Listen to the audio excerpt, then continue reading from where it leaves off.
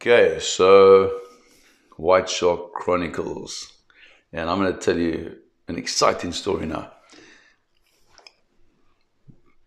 There's a guy, there's two chaps, Chris Fellows and Rob Lawrence, and they were one of they. We basically the same age. I think we're just almost the same age. Chris might be a year younger than I am, and Rob might be a year or younger than I am. But I was very fortunate that I got into a position at a young age where I was the boss. And I don't know how I did it, but it happened. And I'm very appreciative of it, super appreciative of it. So, anyway, Chris Fellows is very well known for working with a series called Air Jaws. And Rob Lawrence he runs a shark diving company, a white shark cage diving company in False Bay. And they're both very, very good friends of mine, and they've both been very good friends of mine since the early 90s, from 92, whatever it was. Anyway, so I met Chris. We were working from the museum, the National East Museum, that's where our headquarters were. And then down in the harbour in Cape Town, we had a white shark education display. Where we had shark tanks and a cinema area where we showed shark documentaries and touch pools and all sorts of things, just to educate people on sharks. So anyway, I get down to, I don't know, I get a message. Doesn't matter. Who cares about the details? I get a message that from one of our staff that there's a guy called Chris Fellows has been trying to get hold of me. And anyway, he gets in touch with me somehow. And this was probably in 1992, I think. And he gets hold of me and he tells me he's super interested in great white shark. He's passionate about sharks, which he certainly is. And can he come and meet me? So I say, sure. Anyway, he rocks up at the display, at the White Shark Research Projects display down in the harbour. And he comes with a file stick, and he's just got all his pictures and his notes, and I can see this guy's seriously into sharks. And as luck would have it for him, I've got to go up to Gansbaai to do some tagging and research. So this was during the week. It was probably, let's say it was a Wednesday. And I said to him, listen, sure, if you want to volunteer, I can always do with crew. And I've got a job to do up in Gansbaai with the sharks. I've got to go tag some sharks. So you can join. And that was the start of Chris Fellows' career into the world of great white sharks. And he has done very well, and he's still doing very well. And I'm proud of him. He's an awesome guy and dedicated, and we need more of him out there. Anyway, he says to me, he's got a friend called Rob Lawrence. This is also very interesting great white sharks. Would he mind if he brought Rob Lawrence with? So I said, no problem. Bring him with. And that's how I met Chris Fellows and Rob Lawrence, just to set the thing. So they started off as volunteers, and they worked as volunteers for several years, and these guys were there no matter what. Night and day, I could phone these guys. I mean, this is how dedicated they were. They weren't being paid, nothing.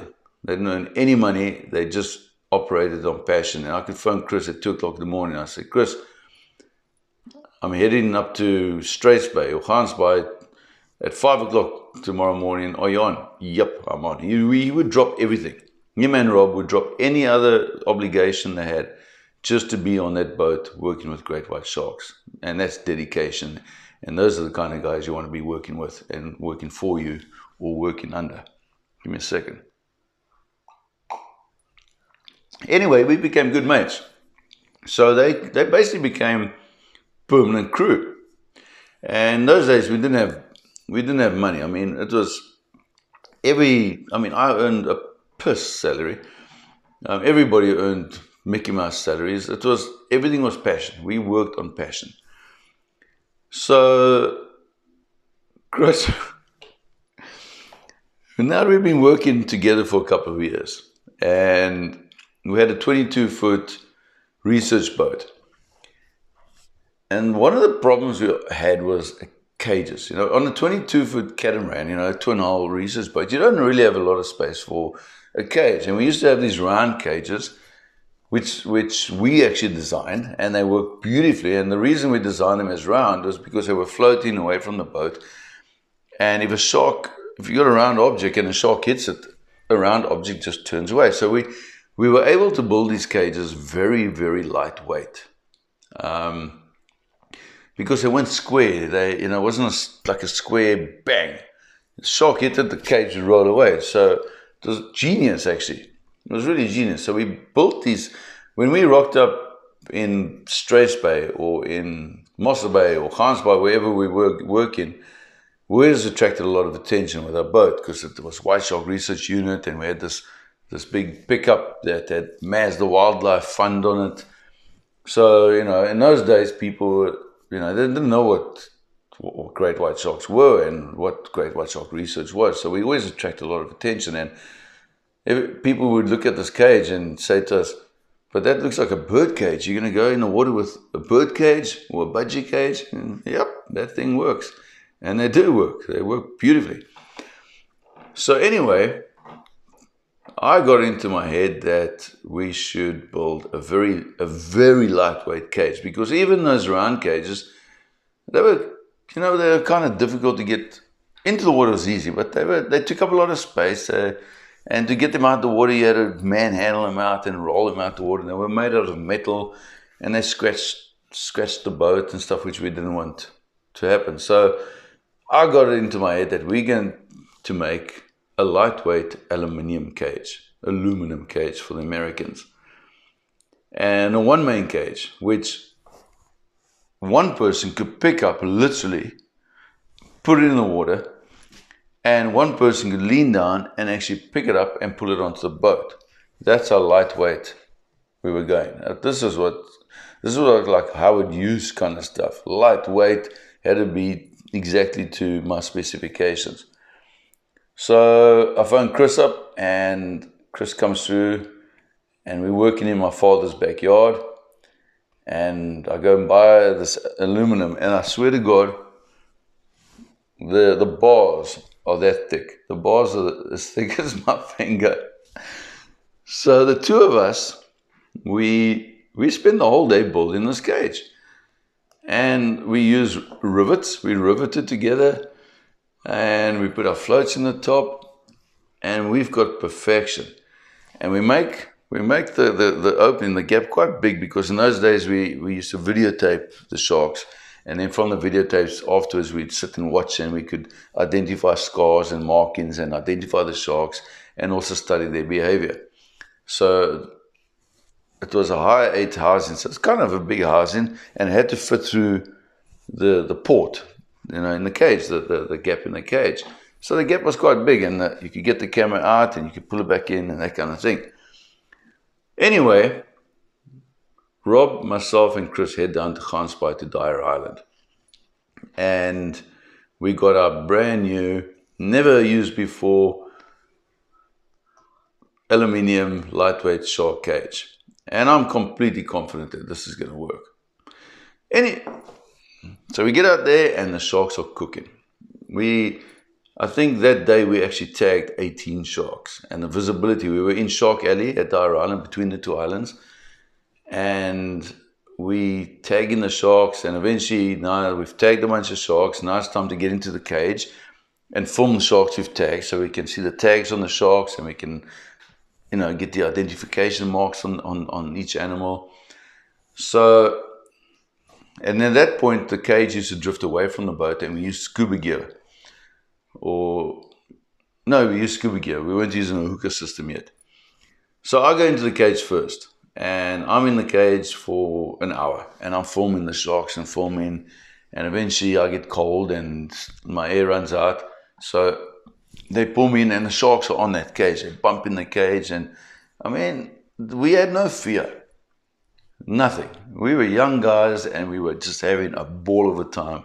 We were having the best time in the world. There was nobody on the planet that day that was having any more fun than we were.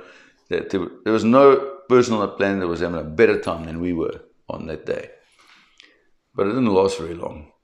So, anyway, so I get out the water and Chris is just frothing at the mouth. He wants to get into that water. So we changed batteries and all the rest of it. And no. His job was to do still pictures now. So he had a still camera. So now his job was to take still pictures of the great white sharks. So I get out the water and he gets into the cage and we let the cage drift out. And we probably let it drift out about 6 meters. So like 20 feet behind the boat. And Rob and I chum in. It's a beautiful warm day and the sharks are around. And Chris is in the cage for probably about 20 minutes. And at some point, okay, here's my sharky. So there's about a 3.2 meter great white shark, 3.3. Now that's a big animal. It's not a small animal. So imagine that, okay, imagine that is the gap. How am I going to do this? Okay, there's the gap, the port where you do your filming from. So this shark is coming around the cage and it's swimming around the cage and it's bumping here and it's bumping there, and they're very inquisitive. And we're watching, and Rob and I are like, wow, and Chris is clicking away with his photographs. And at one point the shark comes and he bumps the top port of the cage. Now the cage is level with the water. The top of the cage is level with the water, and all we used was 4 plastic 20-liter cans, gasoline cans, basically to float the cage. And that was all. And they were just tied to the top of the cage, lashed to the top of the cage with rope. So the shark comes in and it bumps the cage over there. And the cage sort of like goes like that, and the shark's nose slips into the port, the opening of the cage. Now, usually when that happens, they just pull out because their jaws are normally agape. So their bottom jaw hits the bottom. So there's your cage like that. So you got your top rail of the port and you've got your bottom rail. So they often come and they stick their nose into the port, but their jaws are agape. So the bottom jaw hits the bottom rail, and they push the cage a bit and they turn and they pull out. But unfortunately, as the shark was exactly like this with his mouth closed. So the shark hits the top of the cage bends away like that, and the shark's snout goes into the cage, and the cage jams the shark. So it pushes it into the cage, and it actually gets its jaw jammed up against the rest of its body, up against the top jaw. So the bottom jaw gets jammed up like that. And of course, this freaks the shark out. The shark just goes ballistic because this animal suddenly feels like it's been attacked. And one moment, it's all calm, no problem whatsoever. And the next moment, the world explodes around us. It explodes, and the shark goes berserk. And it's wow, and it's pushing the cage. Now, as it's pushing, it's getting itself more jammed into the cage, and it's trying to get out, and it's panicking. Now the shark, in the shark's mind, has been attacked by something, and it's freaking out. And as this shark is freaking out, there's like 6 or 7 other sharks on the boat, and they start freaking out. They start swimming fast because all this agitation in the water and all this excitement in the water.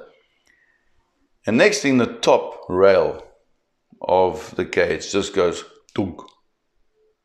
So that cage that we made was destructible completely. And the top rail where the shark's head is, so there's a top rail across the shark's head, and the rail just goes dunk, breaks. And suddenly the port goes from that size to that size, and the shark swims straight into that cage. And I'm laughing about it now, but that shark swam into that cage, right down it. Its nose hit the bottom of the cage at Chris's feet, and the shark is just going ballistic. Quah, quah. You can imagine the power of this animal, and its tail is smashing the cage to pieces. It smashes the top of the cage off. 3 of the floats disappear. Thank God the tether line to the cage was in an area where the shark didn't smash it to pieces, but it smashed the top of the cage off with its tail, and 3 floats go flying. And now the cage is sinking, and the shark is swimming down with the cage. And you don't know what to do. I'm watching my friend die. I'm watching my friend die, and that's what's going through my head. And I swear to God, I know his mother very well, lovely woman. And in that moment, I was already thinking, what am I going to tell his mother? What am I going to tell his mother? And Rob is behind me saying, oh my God, oh my God. And the adrenaline is banging through our veins, and my heart's beating out my chest. And that shark has got that cage underwater, and it's still going ballistic. But what happens? After about, it can take 30 seconds, it can take a minute and a half, but after a certain period, and it's not a very long period, great white sharks go into shock. When they get caught in something, or they get captured, they go into a state of shock. And it's like a tonic immobility kind of thing. And thank goodness, and they shake. They they start shaking like that. So this shark's, that's all we see. That's all we see sticking out the water is the shark's tail. And it starts shaking like that because the shark's in shock and in terror. And at that moment, I say to Rob, I say, pull. And we grab the rope and we start pulling the cage back up towards the boat. And we're pulling the cage up. And the cage comes up, and now I'm standing there thinking, what do I do? Because Chris is still in the cage, and I'm looking into the cage, and all I see is shark. I don't see Chris. And I'm looking and I'm waiting for blood, because I still see bubbles coming up, and I'm waiting to see blood coming up, because in my mind, Chris has been ripped to pieces. And suddenly I see the shark been slowly coming out the cage like that. So the shark's like that, and it slowly starts coming out the cage like that. And what has happened, we can't see, but what happened, Chris got himself into the corner, and the shark was smashing. And not only did it smash the top of the cage off, it smashed bars outwards. You'd expect the bars to be smashed inwards when it comes to great white sharks. The bars down where Chris's legs were and knees were smashed outwards. And Chris had the sense, and he managed to get into a position where he got his hands here. He got his hands on this part of the shark. So he's got the shark like this, and he's pushing with all his might, and he's actually pushing that shark up. And the shark comes out the cage like that. And it comes up like that. Now, so it's gone through this porthole. It smashed that part of the cage open, completely gone, but the port on the other side is still intact. It's just like a square, like a football ball or something like that. And the shark comes up, and so it comes up like this. So Chris, there's the bottom rail of the port. Okay, so imagine there's the 2 rails of the opposite port. So Chris pushes the shark up, and he pushes up, and his nose goes like that. And now the shark has got his nose stuck in the opposite port of the cage. But this cage is only like a meter by a meter, so there's not much space. And the shark starts swimming like this. But what happens? The rope gets caught around the shark's tail. Somehow it got caught around the tail. And Rob is freaking out, which I understand, and he's pulling. But now what's happened, by pulling the rope, we're actually now entangling the shark even more. And I see that it's tangling around the sharks. Yeah, it's actually tangled, around the shark. So now the shark starts swimming. It's going to carry on swimming, and Chris is still in the cage, and start dragging Chris away from the boat in the cage. And when I see the rope start tangling around the shark's tail, and the shark swims, and as it swims, it just smashes the other side of the cage away. It just smashes it away. So Chris is basically standing in a piece of aluminium up to his chest. The shark smashes away, but the cage is still attached to the rope. And I say to Rob, give rope, slack, give slack. And we just threw all the rope into the water, all the rope. and I can remember it like a movie. The rope slackened off. It was tight around and slackened off, and the shark swam like that, and the rope like slid over its tail, and the shark was free. And then we grabbed the rope and we pulled it up, and we pulled what was left of the cage. There was almost nothing left of the cage, and we pulled it up to the top. And Chris, when we get it to next to the boat, Chris is still like tucking down now, and he stands up and he looks up at me like this and he says, "Can I get out now?"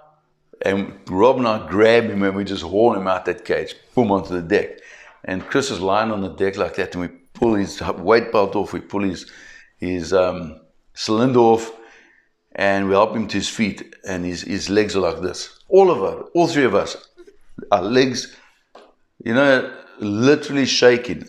And that's actually what happens. Your legs shake. And we were like, we were just like grabbing him and hugging him and patting him on the back and giggling, and just with relief that he didn't get killed. And that day, Chris Fellows almost got killed in that cage. It was that close. And I call this video Cage Fear, because that was the worst cage experience. We had some other, I'll tell you about those stories as well. We had a couple of other cage situations, but that was as close as it gets. It doesn't get closer. But he survived it, and we survived it. And yeah, I mean, who do you know that's lived through something like that? Fantastic. That is what it's like to work with great white sharks. When you're pioneers in this field and you're feeling your way around and you're testing the limits and pushing outside that envelope all the time, these are the kind of experiences you have. So anyway, I hope you enjoyed that story. I don't know what lesson there is in this one, but don't come to Craig and Chris to build you a shark cage. Anyway, catch you on the next one.